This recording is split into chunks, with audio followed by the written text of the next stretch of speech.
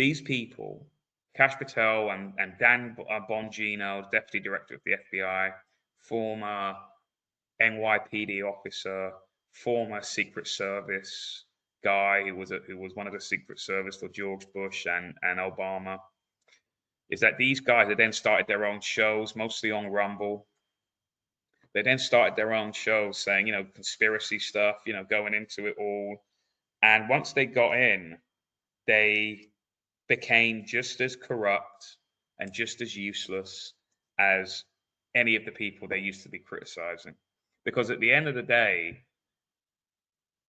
Cash App, PayPal, or Kash Patel, these people have thousands and thousands of civil servants under them. In this case, they'll be FBI agents, but really they're just all state workers. They're all state people.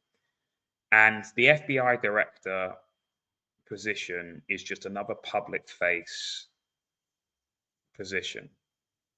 Kash Patel has no idea what he is doing.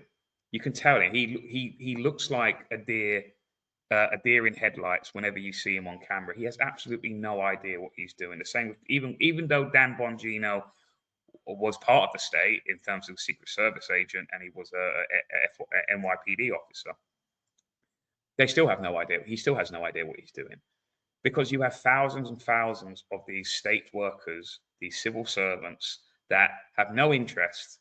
Who is the director? What party is, whether it's the Republicans or whether it's the Democrats, whether it's the Labour, whether it's Conservatives. And it's going to be the same when Reform gets in, if they get in. They don't care, because these people are the permanent government. They just have to, a new guy has come in. They just see these new people, these new public office figures that come in. They just see them as obstacles that they have to run around, the civil servants that they just have to get around. This is what Kash Patel had to say. Let's see, when he's recently interviewed. We will shut off the machinery that feeds money into Iran. We will no longer have 100 hostages still in captivity, Israeli and American and otherwise, by Hamas and Iran's Hezbollah mercenary forces. We need America to wake up and prioritize Israel and bring home Israelis and make sure we stand by our #1 ally in Israel. This is, so keeping in mind, this is we said about bringing home the hostage. You always hear about the hostages. Oh, the hostages. Here, we have to bring home the hostages. This is the official numbers of how many hostages are in, where is it? Have I not shared it? Oh, that's not. Give me one sec. I'll tell you what, guys, I'm going to run that ad again. Apparently there was an echo. So whilst I'm doing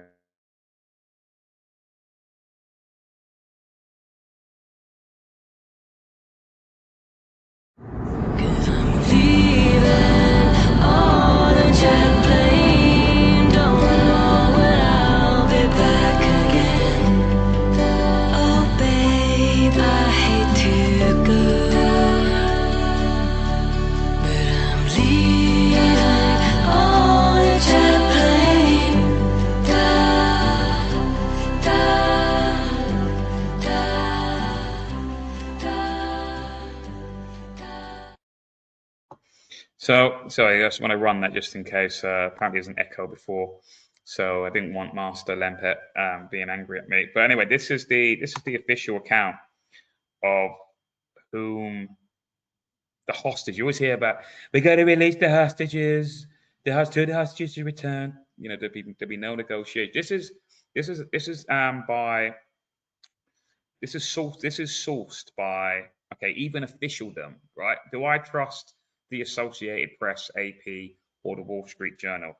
No, not really. However, but they are still in the officialdom world. So even using the officialdom world's own logic, according to AP and the Wall Street Journal, and I think also APAC Watch, which is an organization that's been created to basically scrutinize APAC. APAC is the American Israel Political Action Committee, I think it is. I could be wrong on that. Basically, they're basically the people who basically every congressman and every senator in the US has an APAC guy, as Thomas Massey once said, and they're basically Israel first people that tell the congressman how to vote and basically bribe them and give them money all the time, take them to nice dinners essentially, and basically make them love Israel. And every single Democrat and Republican, they all seem to have one, apart from Thomas Massie and maybe a couple of others. So this is the official listing of. So obviously in the red here is the amount of hostages that Israel are holding.